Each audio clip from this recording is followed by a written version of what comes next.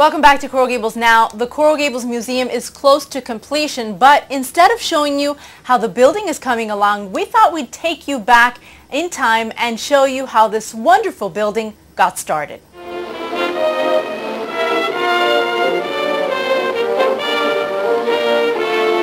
welfare of the community served by a new construction project is always the first consideration, and plans are laid not only for the present, but for the more demanding future. South Florida was one of the places that was really, what shall we say, one of the first places and one of the sort of model institutions for the Works Progress Administration. The first building built by Works Progress was what is now the Women's Club of Coral Gables. So with the success of that building, which was a community house and a library, with the success of that, the WPA looked to the city for what other kinds of buildings they needed. In the 30s, it became obvious that the 1930s that the city of Coral Gables needed a new fire station. They were just a block away at Alhambra and Salcedo, and they were crowded into this small station. In the 30s, they began, the late 30s, 36, 37, they started to raise the money to build the building, that coming again from the federal government, to hire Phineas Pace and his partner Stewart to design the building, and then to construct the buildings. The construction started in 1938. Unfortunately, a year after Pace died, so the man never got to see the final building, which I think is his finest building in Coral Gables.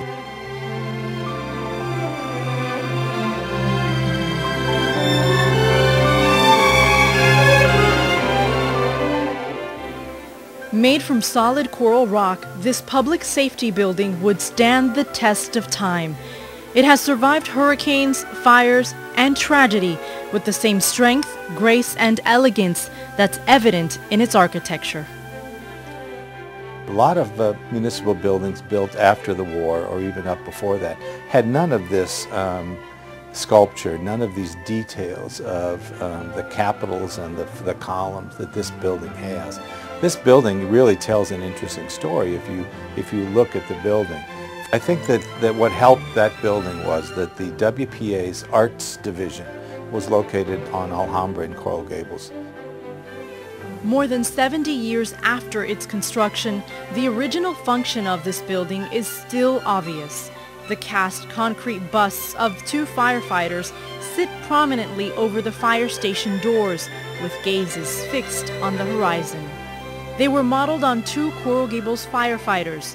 The family and property they were sworn to protect surrounds them. It's a permanent reminder of the building's heroic legacy and the work of sculptor Teresa Keller, who used a male pseudonym to get the commission. Its historical significance and beautiful architectural design are among the characteristics that secured the building a spot on the National Register of Historic Places. But equally as important to the community are the stories of the people who worked here. The history of the building comes alive through their personal experiences.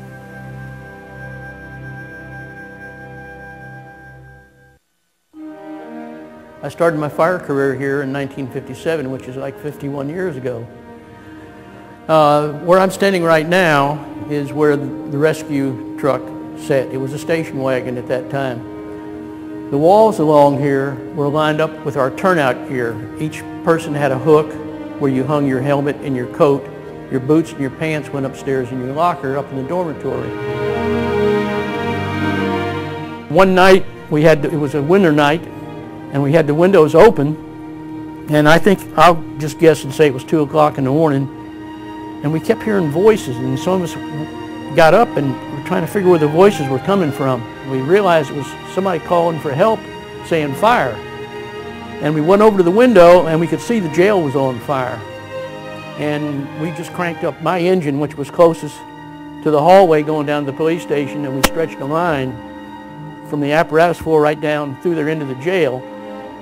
So I was one of the first ones in, and this female prisoner was in there getting kind of uncomfortable. So I got out on the floor and got her to get down on the floor. And I took my mask off of my tank and pushed my mask through the bars to her and got her to breathe, and then got her calmed down and got her to put the straps on and stay there. And she had probably 20 minutes worth of air.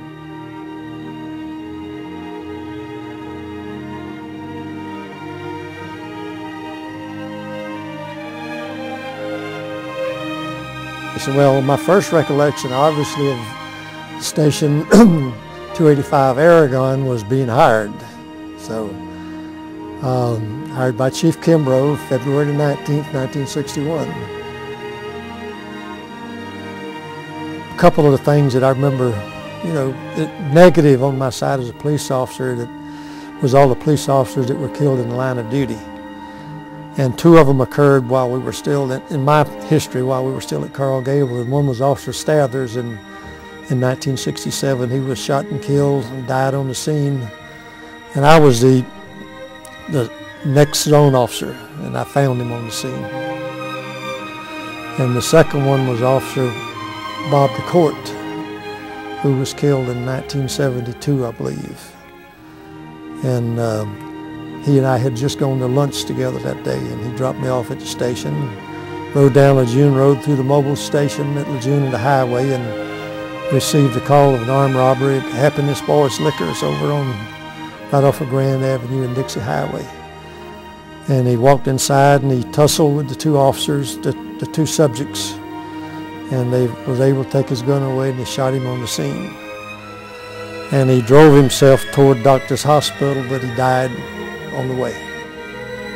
And those were, of all the good times, those were the two negative times that existed while I was still working at the old station. There are many more untold stories of heroism within these walls. After both the fire and police stations moved to a larger facility in 1975, the building housed other city departments, then a small thrift shop, and for quite some time it was even vacant. A pivotal change came in 1991 when a longtime admirer of the Coral Firehouse was elected to office and finally in a position to change the future of the building in a positive way. The building in itself, just the architecture of it to me is very special. So I just wanted to make sure that for generations to come that building was preserved. And with that, the dream is born. Coral Gables Now is not done yet. Still to come, if you're doing construction work on your home and need to check on the status of your building inspections, all you need is a phone. And how you may be at risk of mortgage fraud. We'll have that story when we come back.